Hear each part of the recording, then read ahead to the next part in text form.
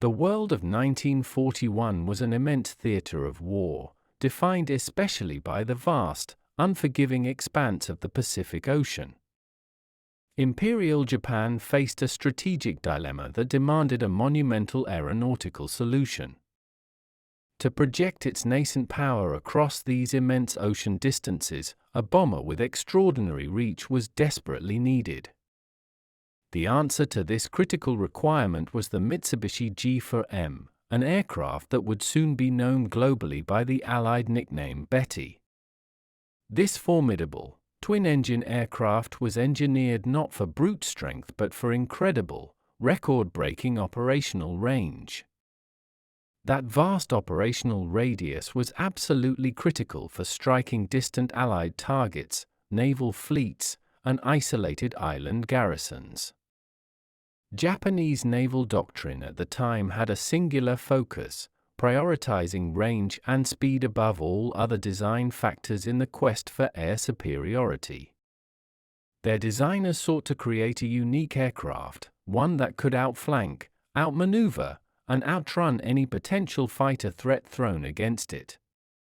This very obsession with achieving an immense operational radius ultimately led to a calculated and, in time, a deeply fatal design compromise. The Betty's overall design was remarkably sleek, highly innovative for its time, and initially proved to be very intimidating to all opposing Allied forces. Its distinctively long, elegant wings were a clear physical testament to the aerodynamic efficiency that granted the bomber its unprecedented reach.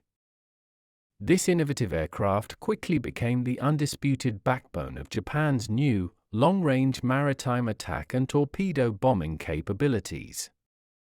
The Betty bomber was truly a potent and flying symbol of Imperial Japan's early, ambitious claims to air superiority across the Pacific. It represented a belief that speed and distance would inherently provide all the protection a combat aircraft would ever need. This philosophy was soon to be tested against an entirely different, pragmatic school of military aircraft design. The bomber's appearance and immediate successes promised a new era of Japanese offensive dominance far from their home airfields. It was designed to be a decisive weapon in a war they believed would be won swiftly and efficiently. Initial reports filtering back from the Japanese air crews were uniformly filled with intense confidence, deep satisfaction, and soaring national pride. The pilots quickly developed a firm belief that the Betty's remarkable speed and long, unparalleled reach made the aircraft practically invulnerable in combat. They were literally flying a brand new machine that they genuinely thought was beyond the consistent reach of any enemy fighter aircraft of the time. The bomber's phenomenal range allowed it to strike deep behind heavily guarded enemy lines, often with a feeling of complete impunity. The earliest war engagements across the Pacific saw the Betty perform brilliantly and effectively against surprised and unprepared Allied forces. Its coordinated, successful torpedo attacks proved devastatingly effective in the chaotic and confusing opening months of the conflict. The very legend of the Betty's untouchability began to circulate widely among the proud, victorious Japanese flying groups and squadrons. This growing overconfidence, however, was fundamentally rooted in a temporary, but critical, lack of truly potent Allied aerial interception capabilities. The early opposition forces simply did not yet have the purpose-built fighter aircraft necessary to consistently engage or effectively pursue the fast, high-flying Betty. Japanese high commanders, analyzing early combat data, considered the drastic trade-off of protection for enhanced range to be entirely justified. This perception of absolute invincibility became a very powerful psychological weapon, offering incredible morale to the airmen. It fostered an aggressive, almost reckless operational mindset that would, in the following months, be brutally and unforgivingly tested by reality. The belief that the bomber could outfly any threat was the core tenet of their tactical approach to every mission they flew. This pride was a dangerous double-edged sword, blinding them to the aircraft's inherent, physical vulnerabilities that lay beneath the surface. The early lack of losses only solidified the flawed assumption that all the design compromises had been sound and strategically beneficial. The Betty reigned supreme, but the technological pendulum of air superiority was already beginning its slow, inevitable swing toward the opposite side of the Pacific. To successfully achieve its truly remarkable and operational flight range, the Mitsubishi engineers made a deliberate, stark, and uncompromising design choice. They systematically eliminated much of the heavy, essential self-sealing armor from the Betty's primary fuel tanks, a decision that would later define the aircraft's fate.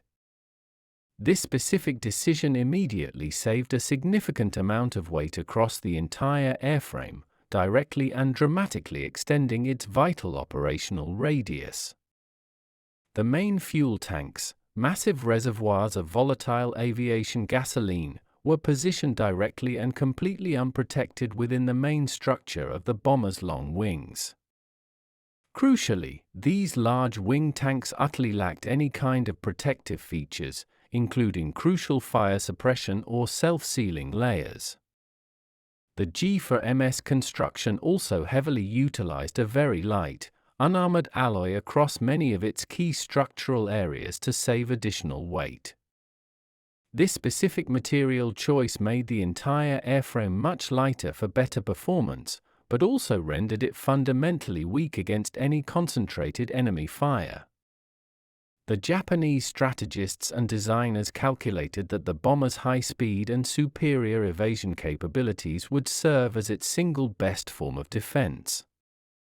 They vividly envisioned the swift bomber escaping any encounter before an opposing fighter could effectively engage or lock onto its flight path. This aggressive, speed-centric design philosophy was a direct reflection of the prevailing, pre-war Japanese military thinking on air combat and doctrine. It was a belief system that fundamentally assumed a short, decisive, and victorious war where enemy resistance would quickly and completely crumble. However, the brutal reality of the prolonged, attritional nature of Pacific combat demanded an entirely different trait: inherent durability and ruggedness. The absence of a self-sealing feature for the fuel tanks created a deadly and unmitigated risk that was ignored for the sake of offensive capability.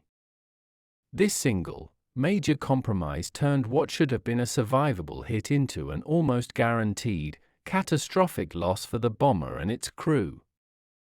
The design was a gamble that paid huge initial dividends but carried a mortgage of inevitable, future mass casualty rates for the Imperial Navy. The Betty bomber's highly anticipated operational debut was immediately and indelibly marked by both extraordinary success and profound strategic shock across the globe. It achieved an unparalleled infamy when it was famously credited with the sinking of two mighty British capital ships, HMS Prince of Wales and HMS Repulse. This single, coordinated action in December 1941 demonstrated the devastating and undeniable power of the new Japanese naval air arm to the entire world.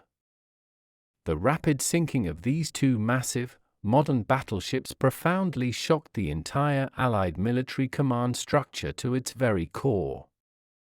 It marked one of the first times in history that aircraft alone had successfully destroyed such large, modern, and heavily protected warships at sea. This early and overwhelming triumph immediately solidified the new bomber's fearsome, untouchable reputation throughout the massive Pacific theater of war. However, this early, dazzling success tragically masked the fundamental, grave weaknesses that were inherent in its original, lightweight design. The crucial early lack of effective, long-range fighter escort for the vulnerable Allied fleets prevented any true, coordinated aerial interception of the attacking bombers. Allied air commanders, forced to reckon with this new threat, quickly realized they desperately needed a purpose-built fighter that could effectively match the Betty's long-range threat. They immediately sought a true counterweapon, a capable aerial interdictor that could neutralize this new, dominant, and frightening long-ranging threat from Japan. The psychological impact of these early, successful attacks was nearly as great, if not greater, than the immense physical damage they inflicted upon the Allied navies. This initial, unchallenged period of success allowed the dangerous legend of the Betty's invulnerability to grow unchecked and unchallenged in the minds of its pilots and commanders. The loss of the British ships served as a spectacular but misleading advertisement for the G4M's offensive capabilities while completely obscuring its defensive fragility. This early victory convinced the Japanese command that their risk-laden design philosophy was unequivocally correct for the new era of naval warfare. As the long war progressed, Allied intelligence teams and detailed battle reports began to paint a consistently disturbing, clear picture of the true nature of the G4M.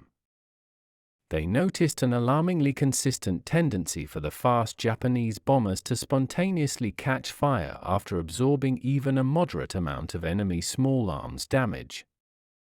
The Allied pilots quickly and chillingly realized that the massive fuel tanks, which were entirely exposed within the wings, were incredibly and fatally vulnerable. A single, concentrated burst of heavy-caliber machine gun fire from an opposing fighter could instantly and violently ignite the highly volatile, unsealed fuel within the wings. The once powerful, intimidating aircraft could thus transform from a graceful, long-range bomber into a violently burning, uncontrollable hulk in mere, terrifying seconds. The specific wing root area, where the long wing seamlessly joined the main fuselage of the aircraft, was identified as an especially dangerous and vulnerable junction point. This area was a critical nexus where unprotected fuel lines, vulnerable oil tanks, and other crucial flight components tragically converged in close proximity. This fundamental, catastrophic weakness was the direct, inevitable consequence of prioritizing extreme long range over all considerations of crucial crew safety. The complete lack of any significant armor plating for the vulnerable crew positions only further compounded the entire aircraft's terrifying and defining fragility. Allied fighter pilots soon learned to clinically aim their heavy machine gun fire precisely at the plane's main body and, most critically, its broad, fuel-laden wings. The bomber that was originally built and designed for superior speed and strategic evasion became rapidly famous for its sudden, catastrophic flammability in combat. It was a severe design flaw that effectively and definitively turned a successful offensive weapon into a high-risk, aluminum-skinned flying coffin for its unfortunate crew.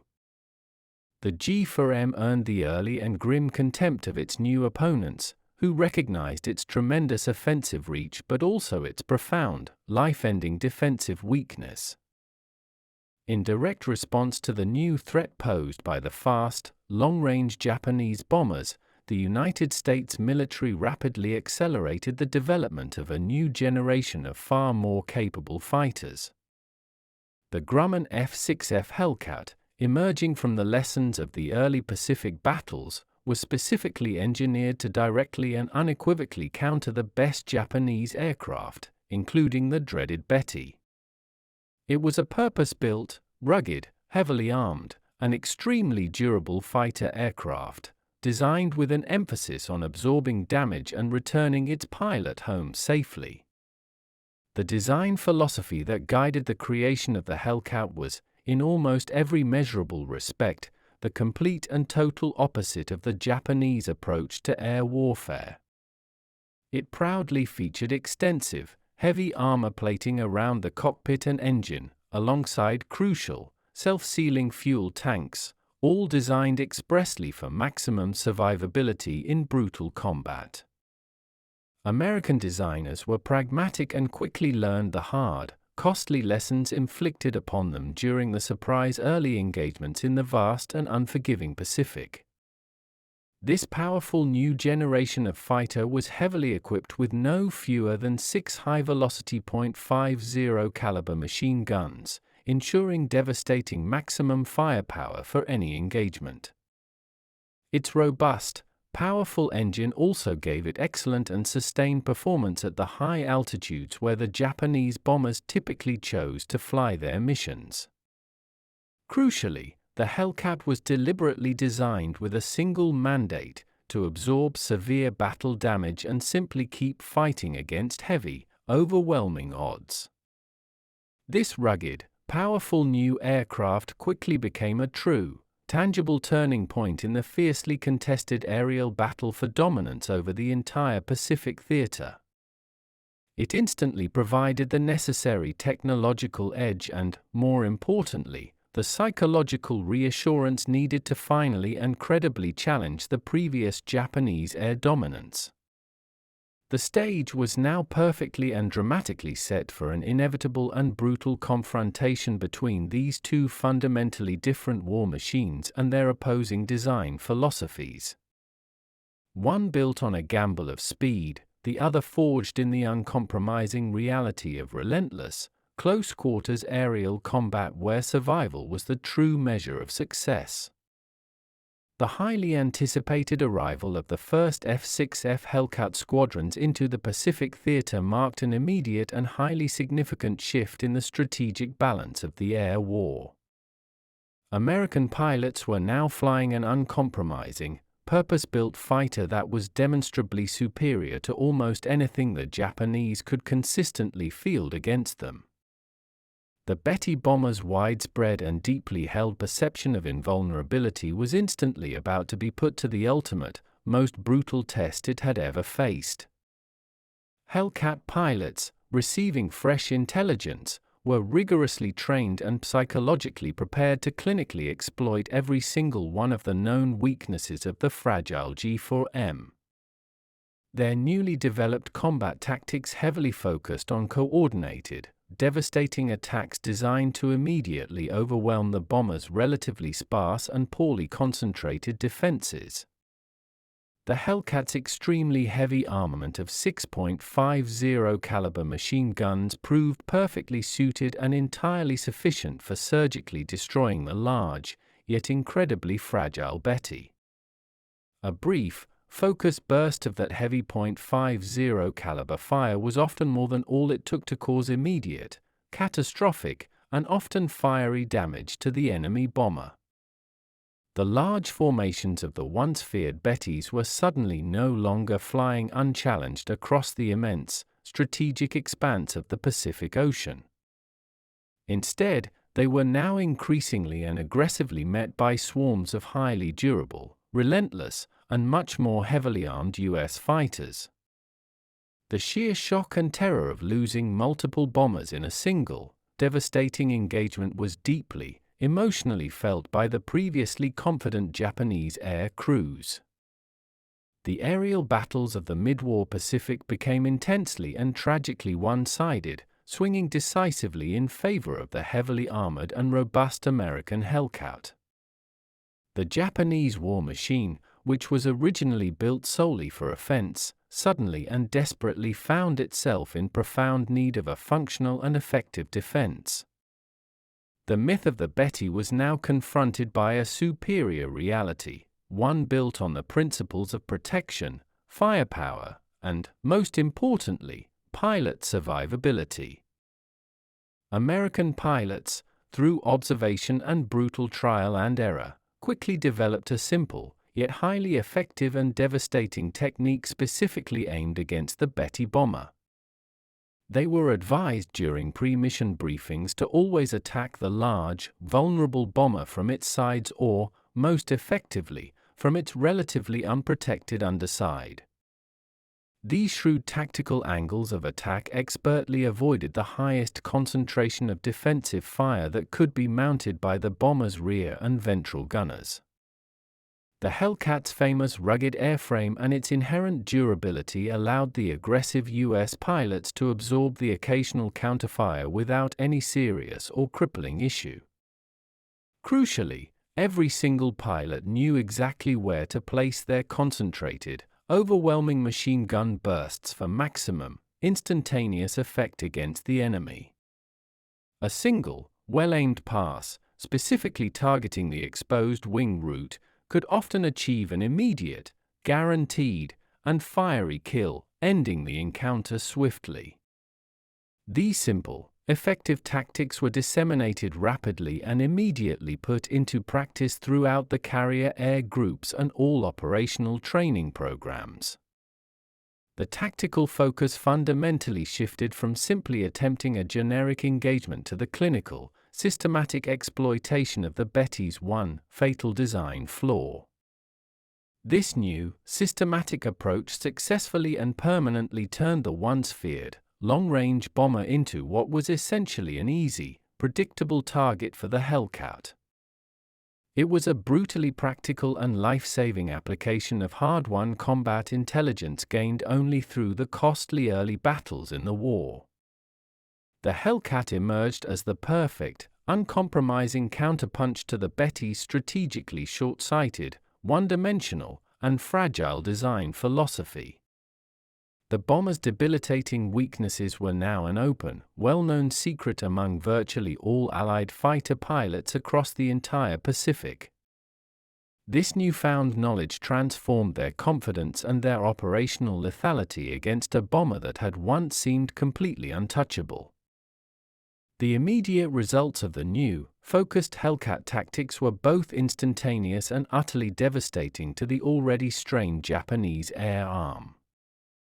The frequency and sheer volume of Betty bomber losses began to rise exponentially and dramatically across all of the strategic fronts in the Pacific. Entire bomber formations that had once flown their missions with an air of complete confidence were now being systematically annihilated in mere minutes of fierce combat. The terrifying spectacle of a massive Betty bomber abruptly erupting into violent, uncontrollable flames became a tragically common and heartbreaking occurrence. Japanese pilots, who were initially so proud and confident in their machine, began to quickly and profoundly lose all faith in their once magnificent flying machine. They rapidly realized that their bomber's legendary long-range capability had come at an unimaginably terrible, irreversible cost in protection and crew survivability. The first definitive Hellcat kills served as a grim, undeniable confirmation of the bomber's severe and unfixable design deficiency in the face of modern aerial firepower. These heavy and concentrated losses immediately started to significantly impact critical Japanese military operations across the immense Pacific theater of operations. The strategic balance of air superiority, a prize so desperately sought, began to swing decisively and irrevocably in favor of the rapidly growing United States forces. The Betty, which had once been feared as a powerful, untouchable predator, was now rapidly reduced to the constant, vulnerable prey of the durable, ubiquitous Hellcat. The sheer, undeniable disparity in inherent durability and vital crew protection made nearly every single engagement a virtual death sentence for the Japanese bomber crews. The bomber was suddenly, and tragically, a critical liability that Imperial Japan simply could not afford to keep losing in such staggering numbers. Its inability to withstand even minor damage irrevocably marked it as obsolete the moment a durable counterfighter was introduced to the battlefield. The Betty bomber's notorious and extreme propensity for sudden, violent combustion in the air soon earned it a grim, dark, and unforgettable nickname among its opponents. American pilots, showing their dry wartime humor, derisively and mockingly called the Mitsubishi G4M the Zippo or, even more darkly, the flying cigarette. This was a morbid and brutally accurate reference to the large bomber's chilling tendency to immediately ignite from even a single, stray enemy spark or trace a bullet. The highly derogatory nickname quickly and effectively spread like wildfire throughout all the Allied air forces and carrier groups across the entire Pacific theater. The moniker perfectly and vividly captured the aircraft's dramatic, horrifying, and incredibly frequent death by uncontrollable fire in the skies above the ocean. This single, crushing moniker instantly stripped away the psychological fear and the aura of invulnerability that the Betty had once so powerfully commanded. For the Japanese air crews, hearing this new nickname was an immediate, stinging insult and a painful, constant, and inescapable reality check on their machine's vulnerability. It highlighted the terrifying structural fragility and the imminent danger that tragically defined the very last moments of so many of their fallen colleagues. The name Zippo became a constant, cruel, and pervasive reminder of the terrible sacrifice in crew safety and protection that was made for the sake of long operational range. The Betty bomber was now globally infamous not for its early, fleeting success, but for the shocking and deadly reality of its intrinsic vulnerability to fire. This complete, utter loss of respect and psychological advantage was the final, crushing blow to the bomber's proud, initial reputation for strength and innovation. The plane's founding legend of untouchability was completely and brutally overtaken by the undeniable, grim reality of its profound and catastrophic fatal flaw. The operational life of the once feared G4M quickly became an increasingly difficult, terrifying, and profoundly perilous existence for its unfortunate, remaining crews. The vulnerable bomber was soon often relegated to only less dangerous, much lower priority transport and reconnaissance missions far from the main air battle. It was now considered far too fragile and vulnerable to be consistently risked in any mass bombing raids against areas with strong, organized enemy fighter opposition. The sheer, unrelenting volume of constant bomber losses began to severely and rapidly deplete the ranks of trained, experienced Japanese airmen across the Pacific. These extremely heavy and crippling casualties were incredibly difficult and often impossible for the increasingly strained Japanese war machine to quickly replace with new, competent crews. Desperate efforts were attempted to try and rapidly retrofit some of the existing G4M models with slightly better defensive armament and marginally improved armor.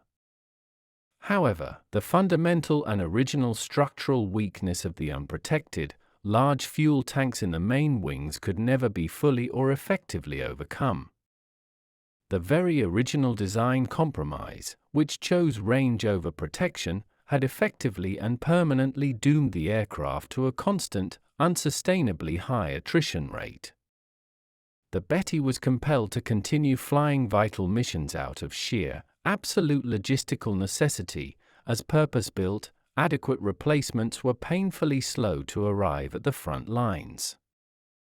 Its final, most famous, and historically significant flight tragically occurred when it was utilized as the transport plane carrying Japan's revered Commander-in-Chief, Admiral Isoroku Yamamoto. That crucial mission tragically ended when Yamamoto's Betty was intercepted and then systematically shot down by aggressive American P-38 Lightning fighters near Bougainville. The symbolic loss of its commander-in-chief in this manner was the devastating, definitive, and symbolic end to the Betty's once feared, short-lived reign of air superiority. It became clear that even the highest-ranking officer was not safe aboard a machine so inherently flawed in its most fundamental protective design. The complete and tragic story of the Mitsubishi Betty bomber is an intensely powerful and sobering case study in the harsh reality of military design trade-offs. It demonstrates, in the most profound way possible, the inherent, life-threatening danger of overwhelmingly prioritizing aggressive offensive power over basic defensive survivability.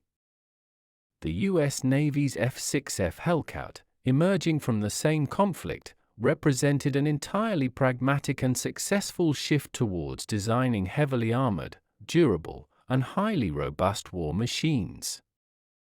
The severe and undeniable vulnerability of the Betty ultimately gave the highly resilient Allies a critical and lasting advantage in the rapidly escalating air war. This tactical and technological advantage allowed the United States forces to quickly and decisively achieve permanent air superiority over the crucial strategic islands of the Pacific.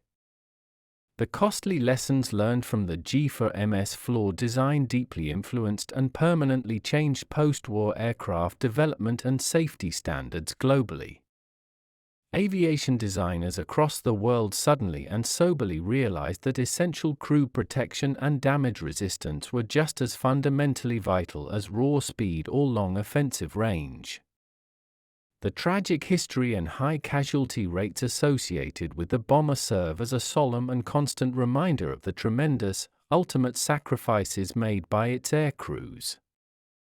The pilot's initial, proud belief in the Betty's untouchable invulnerability was, in the end, nothing more than a short-lived and very costly illusion of war. The rugged, uncompromising, and heavily armed F6F Hellcat was the definitive, opposing force that ultimately and irrevocably shattered that dangerous myth for all time. The bomber's complex legacy is one of tremendous speed, impressive early range, and ultimately, a defining, catastrophic fragility in the face of concentrated firepower. Its infamous design quickly became a cautionary tale, a grim and indelible lesson etched forever into the vast, complex history of modern aerial warfare and its demanding realities.